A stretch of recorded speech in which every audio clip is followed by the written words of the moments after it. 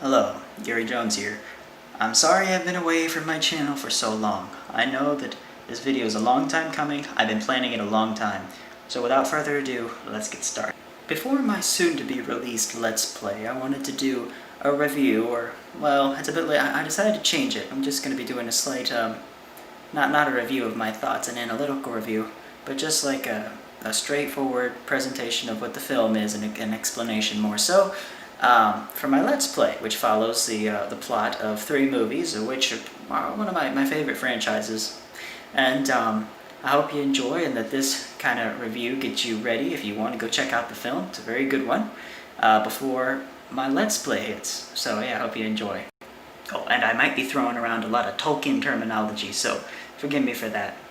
The Hobbit, An Unexpected Journey, follows Bilbo Baggins, a hobbit who lives in Bag Inn, Bagshot Row, in the Shire. Anyway, it's set in 2941 of the Third Age, in which, basically a bunch of dwarves knock on his door and ask him to accompany them as a burglar on a quest. You see, 60 years prior, their homeland had been taken. They lived under a mountain called Erebor, and Smaug the dragon invaded and destroyed everything they have. Pretty much, except their gold. Took all their heirlooms, I suppose. Anyway, sent them into exile.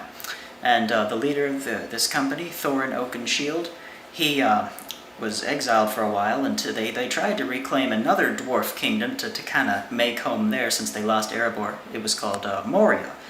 But when they tried that, they lost, though Thorin was able to defeat the leader of this... well, you see, Moria had been taken over by orcs.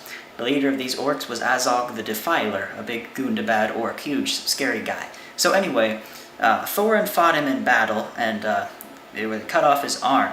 He also used an oaken branch as a shield in order to defeat him, and so gained the name Oakenshield as a surname.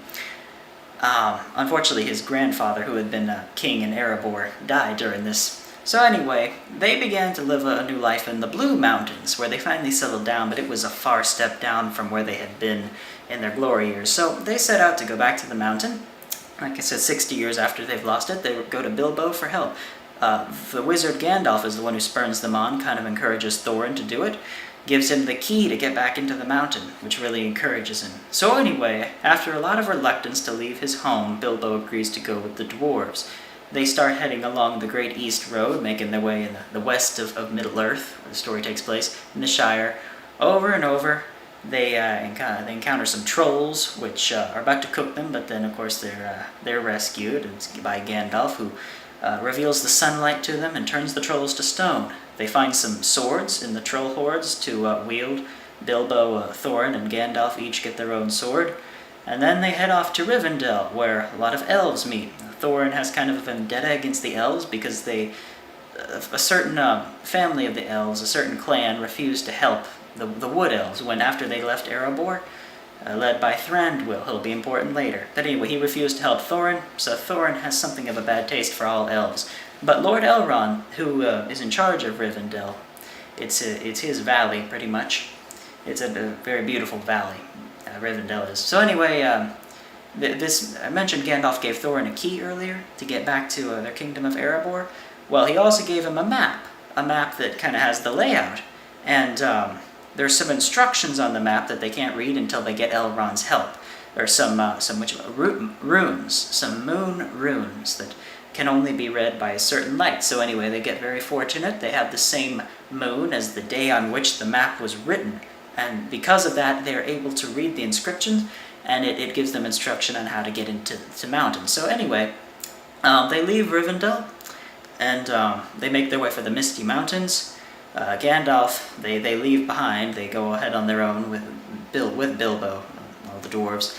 So anyway, they're captured by a goblin king, who is about to have them executed, but Gandalf catches up to them, and they go on a semi-ridiculous spree to escape the goblins. Somehow they all survive, but anyway, Bilbo is separated from them during this time and is engaged in a riddle contest with a small creature called Gollum, and he wins the contest. The result of which is Gollum showing him the way out, but he reneges on his agreement because he deduces that Bilbo has stolen his precious from him, his ring that he acquired.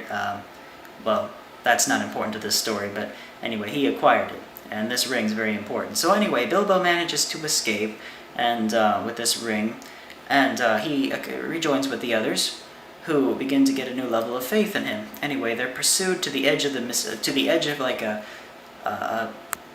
I believe the word is precipice. Anyway, at the edge of they get outside the Misty Mountains, and waiting for them out there's kind of a cliff that they run to the edge of. There's trees going along the cliff. They get to the last tree at the edge of the cliff, and pursued by Azog, who Thorin I guess thought he killed him when he cut off his arm way back when in Moria. But he did not. The Azog survived. He didn't in the book, which is one major deviation in Peter Jackson's adaptation, who made this, by the way. And so anyway, he chases him to this edge, and Thorin comes out to fight him one-on-one, but he loses this time. He even has his oaken branch again as a shield, but it doesn't work, and he's beaten. But just as it seems they're about to be killed, Gandalf sends 4 eagles to come and help them, and so they soar in to rescue them from this cliff and deliver them to a small rock several miles away, from which they have an outlook to their destination of Erebor, or what's called the Lonely Mountain. And that sets up the stage for the next movie. So that's the film in about 6 minutes in basic. I hope that gives you a basic understanding. If you need to watch it again, I might not have described that the best. This is my first time doing a video of this nature. I've done some reviews before. I thought they were alright. But please let me know what you think in the comments, and look forward to my Let's Play, which I hope to be starting imminently. So once again, I'm sorry for the long month delay in content. Been pretty busy, but no more. Garinator's back, and hopefully here to stay. Have a good day. God bless.